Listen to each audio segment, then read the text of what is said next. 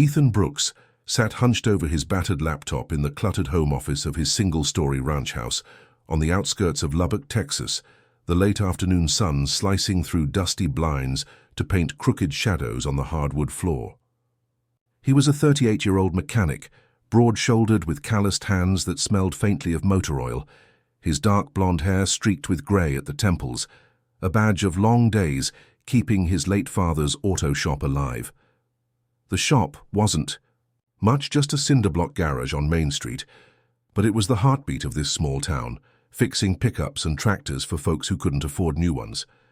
The ceiling fan whirred overhead, a lazy hum blending with the staccato clack of his keyboard as he typed up invoices, tire rotations, oil changes, a busted alternator, mundane tasks that anchored him amid the slow unraveling of his 7-year marriage to Mia. She'd been slipping away for months, her auburn hair barely brushing the pillow before she was out again, claiming late shifts at Rusty Spur, a dive bar 10 miles out where the jukebox played George Strait on loop. Her phone buzzed constantly. Texts she'd swipe away with a shrug, excuses piling up like greasy rags in his shop. Just the girls. Staff meeting ran late. You worry too much, Ethan. He'd swallowed it all, chalking it up to her fiery spirit, the same spark that drew him to her at a county fair years back when she'd outshot him at the rifle range. But lately that spark felt like a fuse burning towards something he couldn't name, and the unease gnawed at him, sharp and relentless like rust eating through a chassis left too long in the rain. Then his phone lit up on the desk, vibrating against a stack of unpaid bills. Lucas Carter, his oldest friend, a wiry guy with a chipped tooth and a laugh that could cut through any silence, the one who'd hauled him out of bar fights and stood best man at his wedding. Ethan swiped to answer, expecting Lucas to pitch a Friday night beer run to unwind after a long week, but the voice on the line was different, shaky, edged with something raw. Ethan, man, you need to hear this. Don't lose it, okay? Just take a breath. Ethan's gut twisted, his blue eyes narrowing as he leaned back in his creaky chair, the springs groaning under his weight. What's going on, Lucas? He asked, voice low and rough, like gravel under boots. Lucas exhaled hard, a hiss through the speaker. It's Mia. She's at Rusty Spur right now and it's bad, man. She's all over some dude on the dance floor, practically screwing him in front of everybody. And here's the kicker. Travis and Kelly are there, cheering her on like it's a goddamn sideshow. Ethan's world tilted, the words slamming into him like a sledgehammer to the ribs. Travis, his hunting buddy who'd borrowed his F-150 last month to haul deer stands, the guy he'd shared beers with over campfire stories, and Kelly, Mia's loudmouth best friend who'd crashed on their couch for 3 weeks after her last breakup, eating his leftovers and calling him Big Brother. The room spun, invoices blurring into white noise as his pulse thundered in his ears, a hot, jagged rhythm drowning out the fan. You sure? He rasped, gripping the phone so tight his knuckles popped, the plastic creaking under his fingers. I'm looking at it, Lucas said, voice heavy with regret. I snapped a pic, sending it now. Brace yourself, Ethan. A second later, the text pinged, and there it was.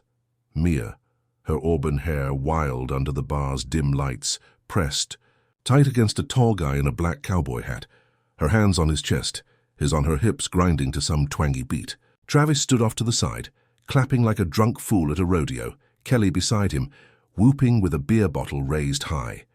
Ethan's breath caught, a sharp hitch in his throat. 7 years of trust, of late nights fixing her car, of quiet. Mornings with coffee on the porch, torched in one blurry gut punch of a photo. His chair scraped hard against the floor as he stood, the sound raw in the stillness. He didn't say goodbye, didn't need to. Lucas would get it. He snatched his keys from the desk, the metal biting into his palm, and stormed out, boots thudding on the hardwood, the screen door slamming shut behind him with a crack that echoed through the quiet Texas dusk like a gunshot signaling war. The drive from Ethan Brooks' ranch house to Rusty Spur felt like a fever dream. The Texas dusk bleeding into a bruised purple sky as his old Ford F-150 roared down the cracked highway, tires humming against asphalt patched with years of neglect. Ethan, a 38-year-old mechanic with broad shoulders and dark blonde hair graying at the edges, gripped the steering wheel until his knuckles glowed white. His blue eyes locked on the road ahead, though his mind was a storm of jagged fragments. Mia's auburn hair, Lucas's shaky voice, that damning photo still burning behind his lids. The radio crackled faintly, some mournful country tune about lost love, but he punched it off, the silence thicker, heavier, letting the rumble of the engine fill the cab instead. Rusty Spur loomed up fast, a squat, weathered building off Route 87, its neon sign flickering cold beer in a half-dead buzz, the parking lot a mess of pickups and dust-caked bikes under sodium lights. Cathan slammed the truck into park, the jolt rattling a toolbox in the bed, and stepped out, boots crunching gravel as the bar's thumping bass hit him like a pulse through the chest. Lucas was there by the door, wiry frame hunched in a plaid jacket, chipped tooth glinting as he gave a grim nod. No words, just a tilt of his head toward the chaos inside. Ethan pushed through the rusted swinging doors, the air thick with sweat, cheap whiskey and cigarette smoke, the jukebox wailing a honky-tonk beat that rattled the warped wooden floor. His eyes cut through the dim haze, past the swaying drunks and pool table hustlers, until they landed on her. Mia, his wife of 7 years, her auburn hair loose and wild, pressed against Ryan, a lanky guy with messy black hair and a black cowboy hat tipped back, his hands sliding low on her hips as they moved together, bodies locked in a rhythm too intimate for any excuse. She laughed, head thrown back, her sharp green eyes catching the light, oblivious or uncaring that he'd walked in. Then there were Travis and Kelly. Travis, stocky with a sunburned neck, clapping like a jackass at a bull ride, his flannel shirt untucked, and Kelly, her peroxide blonde hair bouncing as she whooped, a beer bottle swinging in her hand, shouting, "Get it, girl!" like this was some twisted victory lap. Ethan's blood boiled, a slow simmer turning to a roar in his ears, drowning out the music, the chatter, everything but the betrayal unfolding 10 feet away. He didn't plan his steps. His boots just carried him forward, weaving through the crowd, the heat of his rage a living thing coiling in his chest.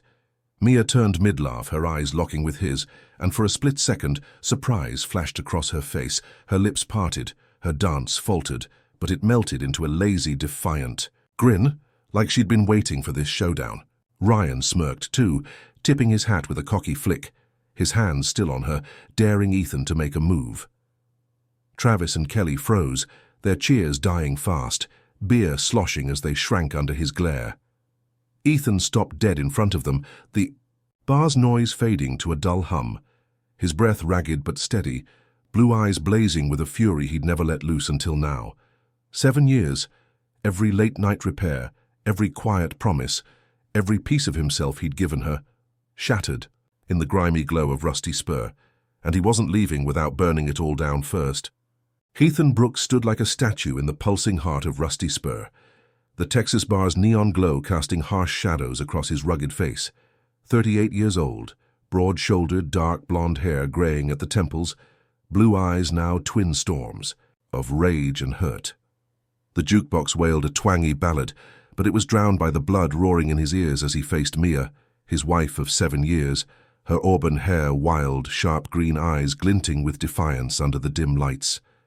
She leaned against Ryan, the lanky cowboy with messy black hair and a black hat, his hands still on her hips, smirking like he'd won a prize. Around them the crowd parted slightly, sensing the tension, while Travis, stocky, sunburned in a sloppy flannel, hovered with a nervous grin, and Kelly, peroxide blonde, beer bottle in hand, shifted uneasily, her earlier whoops silenced. Ethan's chest heaved, each breath a jagged pull as 7 years flashed before him.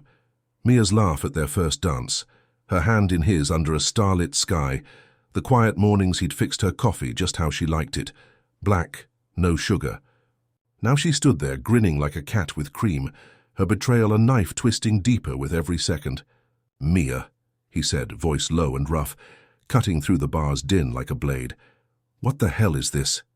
She tilted her head, that lazy, taunting smile widening as she stepped away from Ryan, crossing her arms. "Oh, Ethan, don't be so dramatic, it's just a dance," she drawled, her Texas twang thick with mockery. Ryan chuckled, tipping his hat. "Lighten up, man, she's just having fun." Ethan's fists clenched, nails biting into his palms, the urge to deck Ryan surging hot and wild, but he held it barely. His gaze snapped to Travis and Kelly, who'd been cheering like this was a damn circus. "You two," he growled, stepping closer, boots thudding on the sticky floor. "Clapping like idiots while my wife's all over this bastard. You call yourselves friends?" Travis's grin faltered, his meaty hands raising in a weak defense. "Come on, Ethan. It's not like that. We were just messing around," he stammered, voice cracking. Kelly shrank back, eyes darting away, mumbling, "Didn't mean no harm." Ethan's laugh was bitter, sharp, echoing over the music. "Messing around. You're done, both of you. Don't ever show your faces near me again." He turned back to Mia, her smirk flickering as his stare bored into her. "How long, Mia?" he demanded, voice steady but laced with venom. She hesitated, then shrugged, tossing her hair. "Couple months since Ryan rolled back into town. Didn't think you'd care this much, Mr. Workaholic." The words hit like a punch, but her next ones were a sledgehammer. "I'm done pretending, Ethan. I want out." Ethan's jaw tightened, a muscle ticking as he absorbed it. 7 years torched by her careless tongue. "Out," he repeated, voice dropping to a dangerous whisper. "You don't get to just walk away clean." Her eyes narrowed, but he cut her off, stepping into her space, towering over her. "You're going to regret this, I'll make damn sure of it." Ryan shifted, bristling, but Ethan's glare pinned him still. The bar held its breath, the air electric, as Ethan turned, on his heel, shoving past the gawking crowd, leaving Mia's defiance and his so-called friend's cowardice to rot in the smoky haze of Rusty Spur. Ethan Brooks barreled out of Rusty Spur into the thick Texas night, the bar's neon buzz fading behind him as he stormed across the gravel lot to his Ford F-150, boots kicking up dust that hung in the humid air like a ghost of his shattered trust. At 38, with broad shoulders, dark blonde hair graying at the temples, and blue eyes still blazing from the betrayal he'd just witnessed, he was a man unmoored. 7 years with Mia, torched in a single night of her grinding on Ryan, and his so-called friends' cheers. The drive back to his ranch house on the outskirts of Lubbock was a blur, headlights slicing through the dark, the hum of tires on asphalt a steady drumbeat to the rage coiling tighter in his chest. He didn't feel the miles, didn't hear the crickets or the occasional bark of a stray dog, just Mia's taunting grin, her "I want out," and Travis and Kelly's cowardice replaying like a busted record in his skull. He pulled into his dirt driveway, the truck's engine growling to a stop, and sat there, hands still clamped on the wheel, breathing hard, the silence of the house looming like a judge awaiting his verdict. Inside, the living room was a time capsule of their life, her faded quilt on the couch, his toolbox by the door, a photo of them at Big Bend framed on the wall, her smile mocking him now. Ethan's jaw clenched as he yanked his phone from his pocket, the screen glowing harsh in the dimness, and dialed Caleb, his cousin, a burly ex-Marine with a shaved head and a no-nonsense stare who'd hauled him out of more than one mess. "Ethan, it's damn near midnight. What's wrong?" Caleb's voice rumbled through, rough but steady. "Mia's screwing around with some cowboy named Ryan," Ethan spat, pacing the creaky floorboards, and Travis and Kelly were clapping. "Like it's a goddamn show. She wants a divorce. I'm done playing nice." Caleb let out a low whistle, then a growl. "That's a gut punch, man. Those bastards too? What's the plan?" Ethan stopped, staring at the quilt, then the photo, his voice dropping to a steel edge. "She's not stepping foot in this house again, none of them are. I want her stuff gone, their lives torched. You still got those boys from your unit?" Caleb chuckled, dark and promising. "Hell yeah, Jasper and Mike owe me favors. We can be there by dawn. Say the word." Ethan's lips twitched, a grim shadow of a smile. "Words given. Pack her crap, dump it where she'll feel it, and make it hurt. I want her to choke on this." Caleb didn't hesitate. "Done.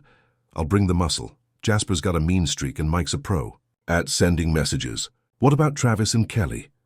Ethan's eyes narrowed, memories of shared beers and borrowed tools souring fast. "They're next. I'll hit 'em where it stings. Travis's truck's got my parts. Kelly's been mooching off my shop's Wi-Fi. They're cut off. Let's see how they like scrambling." He hung up, tossing the phone onto the couch and grabbed a beer from the fridge, the cold glass a lifeline as he sank into a chair, staring out at the starry night through the window. Mia thought she could dance away their life, thought Travis, and Kelly could laugh it off. She was wrong. Ethan cracked the bottle open, the hiss sharp in the stillness, and took a long swig, the bitter taste fueling his resolve. This wasn't just about kicking her out. It was about reclaiming every damn inch she'd stolen, every trust she'd burned. He'd built this house with his hands, poured his soul into their years, and now he'd tear her world apart with the same precision he fixed engines. Methodical, relentless, final. Caleb and the boys would handle the first strike. He'd plan the rest, legal, dirty, whatever it took. The crickets chirped outside, oblivious, as Ethan's mind churned, plotting a reckoning that'd leave Mia and her backstabbers begging for the mercy he'd never give. The Texas dawn broke slow and grey over Ethan Brooks's ranch house in Lubbock, a thin mist clinging to the scrubby fields as he stood on the porch, a steaming mug of black coffee in his calloused hands, the bitter steam curling up to meet his tired blue eyes. At 38, with broad shoulders and dark blonde hair greying at the temples, he was a mechanic forged by hard work, but the last 12 hours had carved something new into him: rage, betrayal, and a cold, unyielding resolve. Mia's dance with Ryan at Rusty Spur, Travis and Kelly's cheers, her "I want out." It all churned in his gut like bad whiskey. But he'd set the wheels in motion with Caleb's crew, and now he waited, sipping slow, the quiet hum of crickets giving way to the crunch of tires on gravel. A beat-up Chevy pulled into the drive, and out stepped Ruth Harper. Mia's mother, a wiry woman in her late 50s with silver-streaked auburn hair and green eyes sharp as her daughter's, though softened by years and worry. She wore a faded denim jacket, hands stuffed in pockets, her face etched with lines that spoke of too many late nights and too few apologies. Ethan straightened, setting the mug on the railing, his jaw tight as she climbed the steps, her boots scuffing the weathered wood. "Ethan," she said, voice low and cracked, "heard from Lucas what happened. Thought I'd better come see you myself." He crossed his arms, leaning against the post, his gaze steady but hard. "See me for what, Ruth? To defend her? 'Cause I ain't in the mood for excuses." She sighed, pulling a hand free to rub her temple, her eyes flickering, with something, regret, maybe shame. "No defending," she said, firm but weary. "Mia's my girl, but what she did, cheating with that Ryan fella, throwing you away after 7 years, that's wrong, dead wrong. I didn't raise her to stomp on a good man's heart." Ethan's breath hitched, surprise cutting through. His armor, but he held his ground, voice rough. "She stomped plenty. Danced all over it at Rusty Spur with Travis and Kelly clapping like trained monkeys. Said she's done, wants a divorce." Ruth's face tightened, a shadow of pain crossing it as she shook her head slow. "She called me last night, drunk, giggling about Ryan like a damn teenager. Didn't even mention you till I asked." So I tore into her, Ethan. Told her she's a fool tossing out a man who'd give her the world for some barfly with a hat. Ethan's lips twitched, a bitter half-smile, but the ache lingered, deep and raw. "Appreciate it, Ruth. But words won't fix this. She's made her bed and I'm burning it down." Ruth stepped closer, her voice dropping to a fierce whisper. "Good. She don't deserve you, not after this. I ain't here to beg for her. I'm here to say I'm sorry. For what she's done, for not seeing it sooner." Her eyes glistened, but she blinked it back, tough as the prairie wind. Ethan swallowed, the weight of her words sinking in. Mia's own mother siding with him, a rare crack in the wall of hurt. "Means something, you saying that," he admitted, voice softer. "But she's still gonna pay. Her and those backstabbers too." Ruth nodded resolute. "She will. I won't lift a finger to stop it. Travis and Kelly, they're trash for cheering her on. I'd cut 'em loose myself if they were mine." A truck roared up the drive then, Caleb and his boys, Jasper and Mike, piling out with grim purpose, hauling boxes and trash bags toward the porch. Ruth glanced at them, then back to Ethan, a faint smirk tugging her lips. "Looks like you're starting already. Give her hell, Ethan. She's my blood, but your family too." She squeezed his arm, a brief, hard grip, then turned to go, pausing at the steps. When she comes crying, I'll send her your way. Let her face what she broke. Ethan watched her climb into her Chevy, the engine coughing to life, and as she pulled away, he felt a shift. Not peace, not yet, but a spark of vindication. Fuel for the fire he'd unleash on Mia and her traitors. The morning sun climbed high over Lubbock, Texas, burning off the dawn mist as Ethan Brooks stood in his garage, the air thick with the tang of motor oil and the faint hum of a radio playing Johnny Cash low in the background. At 38, broad-shouldered, with dark blonde hair graying at the temples, his blue eyes gleamed with a cold, focused fire. 7 years with Mia had ended in her betrayal at Rusty Spur, and now he was a man on a mission, hands stained black as he tightened bolts on a customer's Chevy, each twist a silent vow to tighten the noose around her life. Caleb and his crew, Jasper and Mike, had come and gone before sunrise, hauling Mia's clothes, jewelry, and every trace of her from the ranch house, dumping it in trash bags on the curb of her favorite bar like a public shaming. Ethan had watched them work, Boots stomping her sundresses into the dirt, Jasper spitting tobacco onto her silk scarves, Mike slashing a tire from her old bike for good measure. Petty, sure, but it felt like a war cry. Now, with her stuff gone, the house was his again, stripped bare of her ghost.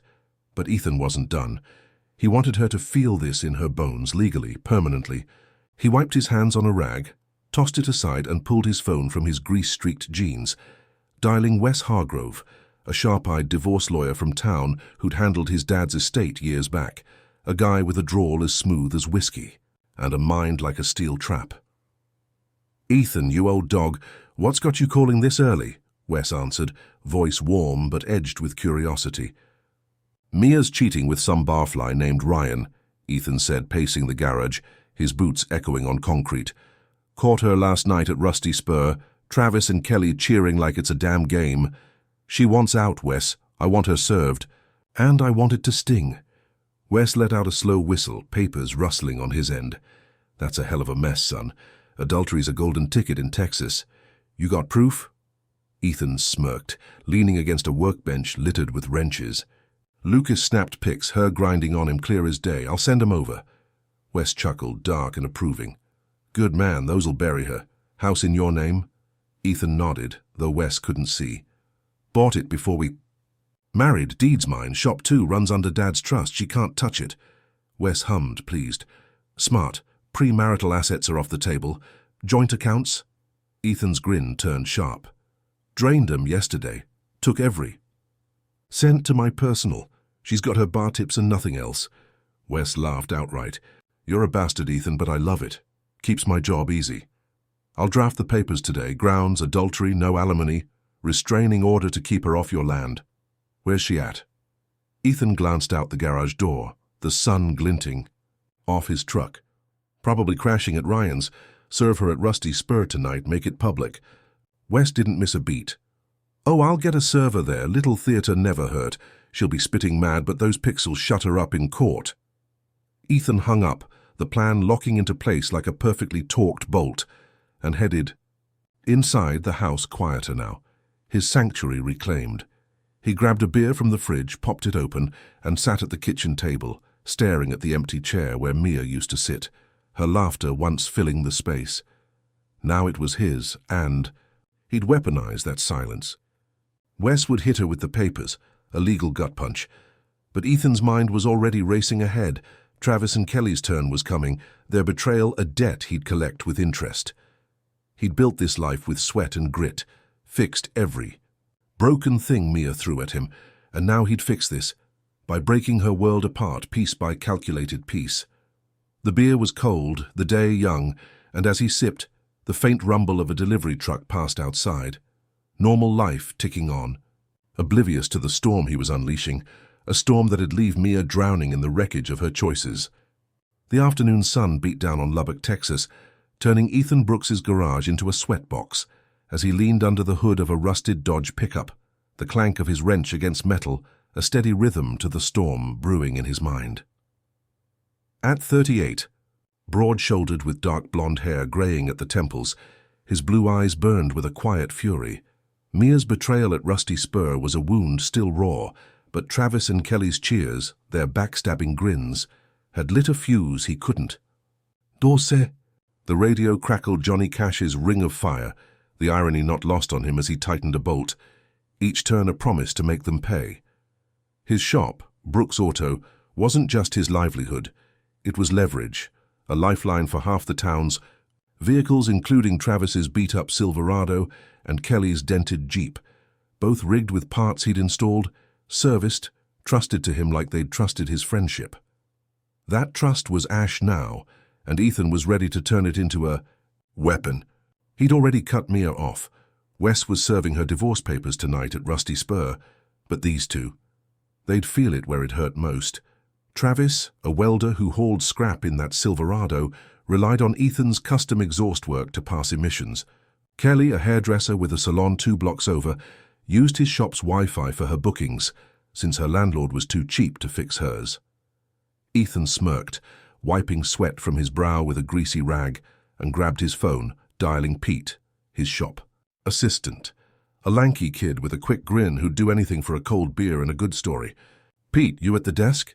Ethan asked, voice low and clipped. "Yeah, boss, what's up?" Pete's drawl came through, easy but alert. "Pull Travis's truck file. Last service was 3 weeks ago, right? And Kelly's Jeep.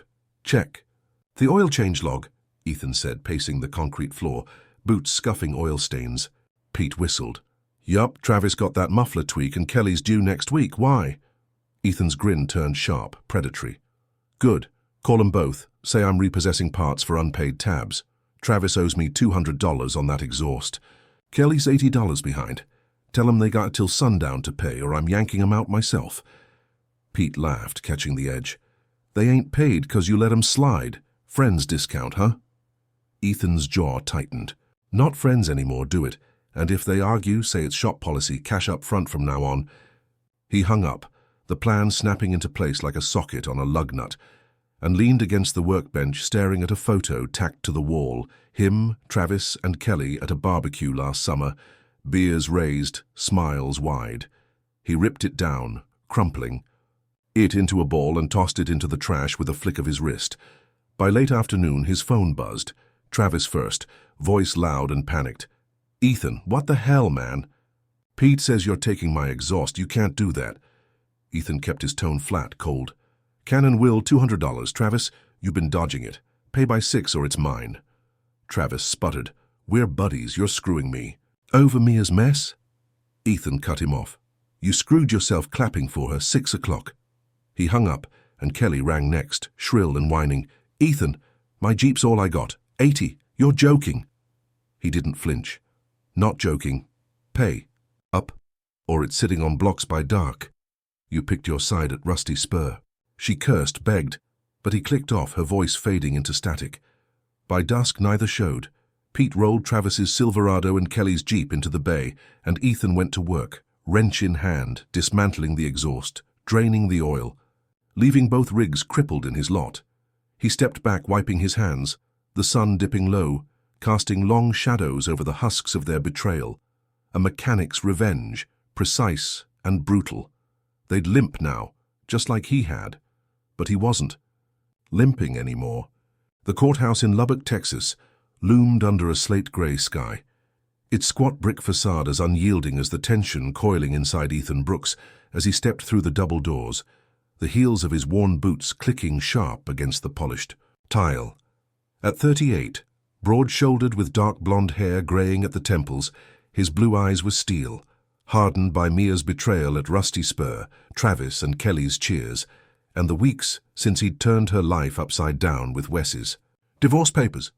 Today was the reckoning, the final nail in the coffin of their 7-year marriage, and he'd dressed for it, clean flannel shirt, jeans pressed crisp, a man ready to bury the past and walk away whole.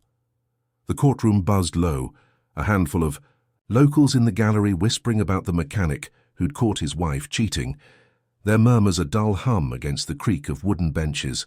Ethan sat beside Wes Hargrove, his lawyer, a lean man in a tailored suit, with a drawl that could charm a snake, his sharp eyes glinting as he shuffled papers.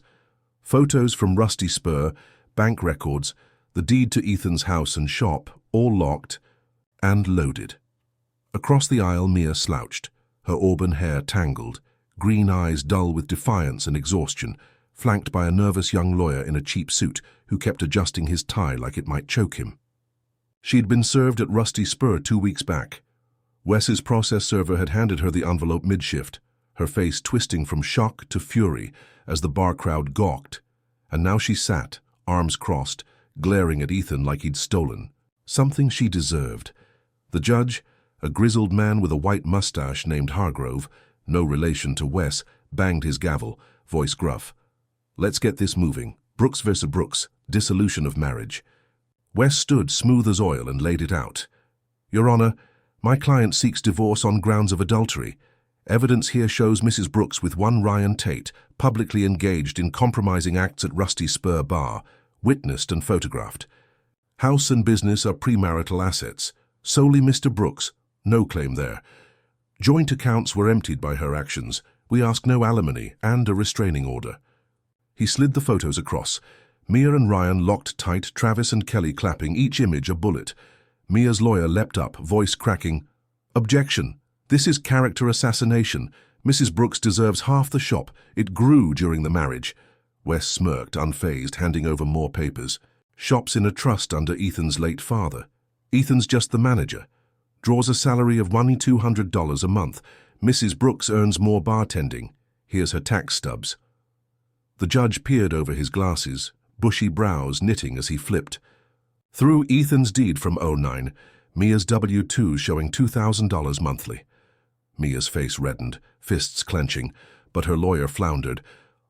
Your Honor, she needs support." Ethan leaned forward, voice low to Wes. "She needs a reality check." Wes grinned, then stood again. "Actually, Your Honor, given Mrs. Brooks' infidelity and higher income, we request spousal support for Mr. Brooks, $400 a month, 2 years or until he remarries." The gallery gasped. Mia bolted upright, screeching, "What?" The gavel slammed. "Bam, bam, bam, order!" The judge barked, glaring at her. Her lawyer stammered, "That's outrageous." But the judge cut him off, voice like gravel. "Outrageous is cheating on your husband, then asking for his money. Evidence is clear. House and shop are his, no alimony for her, and I'm granting $400 monthly to Mr. Brooks, plus the restraining order. Case closed." Mia's jaw dropped, eyes wild as she lunged toward Ethan, hissing, "You rigged this! You bastard!" Ethan met her gaze, calm and cold. "No, Mia, you did. Enjoy your barfly." He stood as the gavel fell again, Wes clapping his shoulder, whispering, "Clean sweep, son." Ethan walked out, sunlight breaking the clouds, a free man with justice in his pocket, and Mia's world in ruins behind him. The late summer heat hung heavy over Lubbock, Texas, a dry wind kicking dust across the cracked streets.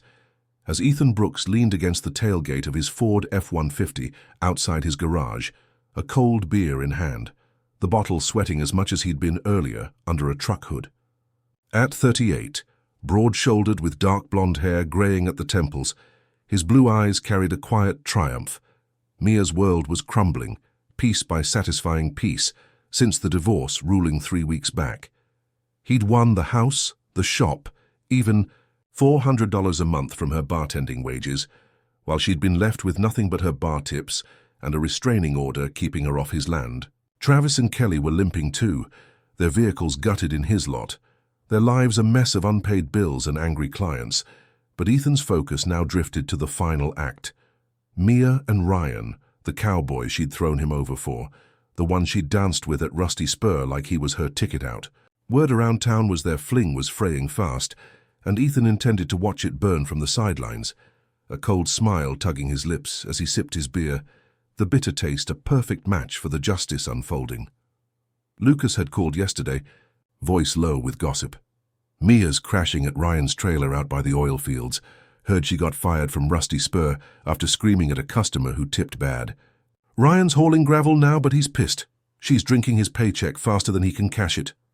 Ethan had chuckled then, picturing her green eyes flashing not with defiance but desperation, her auburn hair a tangled mess as her dream man soured. Today the rumor mill spun hotter. Pete, his shop assistant, rolled in from lunch with wide eyes. "Boss, you won't believe it. Saw Mia and Ryan yelling outside the Dollar General this morning. She threw a soda can at him. He shoved her. Back.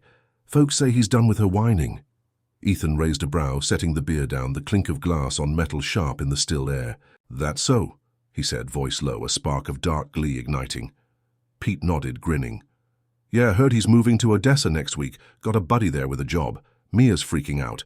Keeps calling him her future, but he's calling her a leech."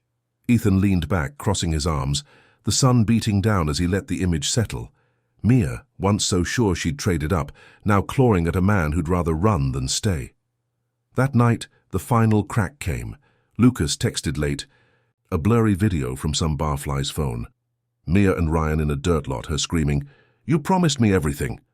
As she swung at him, nails raking his arm, him yelling back, "You're a damn anchor, get off me," before landing a hard slap across her cheek.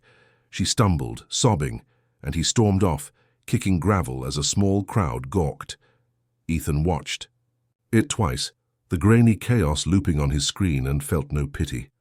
Just a deep, steady satisfaction, like the hum of a well-tuned engine. Mia had bet on Ryan, tossed 7 years with Ethan for a fantasy that had turned into a fistfight in the chasse. Dust. He'd heard she was crashing with a cousin now, her stuff still in bags from when Caleb's crew dumped it, Rusty Spur's manager blacklisting her from every bar in town after her meltdown. Ryan was gone by dawn, truck loaded, leaving her with nothing. No job, no lover, no pride. Ethan finished his beer, tossing the bottle into a bin with a hollow clang, and stepped inside the garage, the cool shade a relief as he fired up a radio, George Strait crooning about moving on. Mia's fall wasn't his doing, not directly, but he'd laid the groundwork, stripped her safety net, let her own choices bury her. The town buzzed with it, her name a cautionary tale, and as Ethan wiped his hands on a rag, he felt the weight lift, a chapter closed, her ruin a quiet victory. He'd savor like the last sip of that beer. The crisp fall air swept through Lubbock, Texas, rustling the golden leaves as Ethan Brooks stood on his ranch house porch, a mug of black coffee warming his calloused hands, the steam curling up to meet the faint smile on his weathered face. At 38, broad-shouldered with dark blonde hair graying at the temples, his blue eyes held a peace he hadn't known in months. Mia's betrayal at Rusty Spur, Travis and Kelly's backstabbing, her collapse with Ryan, all of it was dust settling. Now a storm passed. The divorce was final, the house and shop his alone, her $400 monthly checks a quiet jab he cashed without a second thought, and the town had moved on, her name fading from whispers to a footnote in barroom tales. Ethan had reclaimed his life, piece by steady piece, and the weight of her chaos was gone, replaced by a stillness he'd forgotten he could feel. He'd filled that stillness with new roots, 2 German shepherd pups, Diesel and Sage, tumbling. Across his yard, their barks sharp and joyful as they chased each other through the grass. He'd always wanted dogs, but Mia had vetoed it, calling them messy. Now she was gone, and these 2 had become his shadows, sleeping by his bed, nudging his hands for scratches, their loyalty a balm to the wounds she'd left. The garage hummed too, business steady with Pete joking at the desk and customers nodding his way with respect. No pity now, just recognition of a man who'd stood tall through hell. One Saturday, he took Diesel and Sage to the town's dog park, a sprawling field dotted with oaks and benches, the pups bounding off leash as he leaned against a fence, watching their chaos with a grin. That's when he met Sarah, a 35-year-old vet tech with chestnut hair tied back, hazel eyes bright with a quiet warmth, sitting on a bench with her own shepherd, a lanky male named Ranger. Diesel barreled over, snatching Ranger's stick, and Sage followed, the 3 dogs tumbling into a barking tangle of fur and slobber. Sarah laughed, a sound clear and unguarded, shaking her head as she stood. "Looks like your crew's staging a coup," she said, brushing dirt off her jeans. Ethan chuckled, stepping closer, hands in his pockets. "They're trouble, sorry if they're bothering him." She waved it off, smiling. "Bothering? Ranger's in heaven. He's been dying for a good wrestle." They fell into talk. Dogs first, then the town, her work at the vet clinic, his shop, and it flowed easy, no edges, no games, just 2 people sharing a sunny afternoon. Sarah had a steadiness to her, a kindness that didn't push, and when she mentioned hiking with Ranger on weekends, Ethan found himself saying, "Diesel and Sage could use the exercise, mind some company." She grinned, nodding. Only if you don't mind muddy paws in your truck. That was the start. Hikes turned to coffee runs, then dinners at his place, Sarah chopping onions while he grilled steaks, the dogs sprawled across the kitchen floor, begging for scraps. It wasn't fireworks or grand gestures, just a slow, solid thing growing like an engine he'd tuned to purr just right. One evening, as the sun dipped low, painting the sky orange, they sat on his porch, Sarah leaning against him, a glass of iced tea in her hand, Diesel, Sage, and Ranger dozing at their feet. She looked up, her hazel eyes soft. "You seem lighter these days," she said, voice gentle. Ethan thought it over, feeling the truth of it, the anger gone, the hurt faded, replaced by this, her, them. "I am," he said, squeezing her shoulder. The dog snoring soft as the stars blinked on. Life had broken him open, but here with Sarah and his pack he'd built it back. Simpler, stronger, his.